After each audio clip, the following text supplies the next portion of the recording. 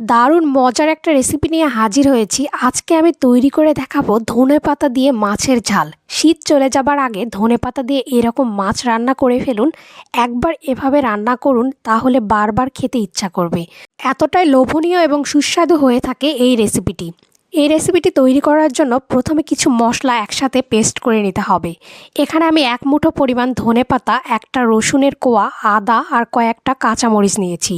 এগুলো খুব সুন্দরভাবে ব্লেন্ড করে নিতে হবে। আপনারা চাইলে শিলপাটাতেও এগুলো ব্লেন্ড করে নেবেন। এবার আগে থেকে নুন হলুদ দিয়ে মাখিয়ে রাখা মাছগুলো ভেজে নিতে হবে। এই মাছগুলো আমি নিয়েছি জাপানি রুই মাছ। আপনারা চাইলে রুই, কাতল বা যে কোনো ধরনের মাছ দিয়ে এই রেসিপিটি তৈরি করে নিতে পারবেন। এবার একই কড়াইয়ে এখানে কয়েকটা জিরা ফোড়ন আর একটা পেঁয়াজ কুচি করে নিয়েছি, সেগুলো দিয়ে দিলাম। খুব সুন্দরভাবে পেঁয়াজটাকে তেলের ভিতর ভেজে নিতে হবে। এবার এখানে অ্যাড করে দিতে হবে আগে থেকে যে মশলাটা একসাথে পেস্ট করে নিয়েছি, সেই ধনেপাতার মিশ্রণটা এখানে অ্যাড করে দিলাম। এবার ধনেপাতার এই মশলাটা খুব সুন্দরভাবে তেলের ভিতর নাড়াচাড়া করে কষিয়ে নিতে হবে। ধনেপাতা দিয়ে এভাবে মাছ রান্না করে একবার খেয়েই দেখুন কেমন লাগে। এবার এখানে কিছু গুঁড়া মশলা অ্যাড করে দেব। এখানে অ্যাড করে দিলাম সামান্য পরিমাণ হলুদের গুঁড়া, শুকনো মরিচের গুঁড়া আর জিরে গুঁড়ো। এবার এই সবগুলো উপকরণ একসাথে খুব সুন্দরভাবে কষিয়ে নিতে হবে। মশলাটা খুব সুন্দরভাবে লো টু মিডিয়াম ফ্লেমে রেখে ভালোভাবে কষিয়ে নিতে হবে। এ পর্যায়ে মশলাটা বেশ সুন্দর গাঢ় কালার ধরে গেছে, অনেকটা ঘন হয়ে এসেছে। এবার এখানে অ্যাড করে দেব সামান্য পরিমাণ জল। জলটা অ্যাড করে দিয়ে এগুলো ভালোভাবে কষিয়ে নিতে হবে। এবার এখানে পরিমাণ মতো লবণটা অ্যাড করে দিয়েছি। মশলাটা ঠিক লো টু মিডিয়াম ফ্লেমে রেখে অনেকক্ষণ কষিয়ে নিতে হবে।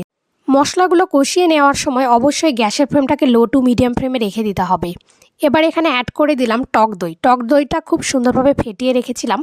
টক দই অ্যাড করে দেওয়ার পর খুব সুন্দরভাবে মশলার সাথে টক দইটা কিছুক্ষণ কষিয়ে নিতে হবে। এই রান্নার মূল প্রসেসটাই হচ্ছে টক দই আর ধনেপাতা। এবার এখানে অ্যাড করে দিব আগে থেকে ভেজে রাখা মাছ, সাথে দিয়ে দিব 1 চিমটি পরিমাণ চিনি। চিনিটা আপনারা চাইলে স্কিপও করতে পারেন, তবে এখানে যেহেতু টক দই ব্যবহার করা হয়েছে, এর জন্য চিনি দিলে টেস্টের ব্যালেন্সটা খুব সুন্দরভাবে পারফেক্ট হবে। মাছটাকেও খুব সুন্দরভাবে কষিয়ে নিতে হবে। এভাবে 2 থেকে 3 মিনিট ভালোভাবে মাছ মশলার সাথে কষিয়ে নিতে হবে। এবার এখানে অ্যাড করে দিতে হবে সামান্য পরিমাণ জল। এবার ঢাকা দিয়ে দিতে হবে 5 মিনিটের জন্য। 5 মিনিট পর ঢাকাটা উঠিয়ে নিলাম। এ পর্যায়ে এখানে অ্যাড করে দিতে হবে গরম মশলার গুঁড়ো। গরম মশলা অ্যাড করে দেওয়ার পরে গ্যাসের ফ্লেমটাকে লো টু মিডিয়াম ফ্লেমে রেখে ঢাকা ছেড়ে এটা কিছুক্ষণ আরও রান্না করে নিতে হবে।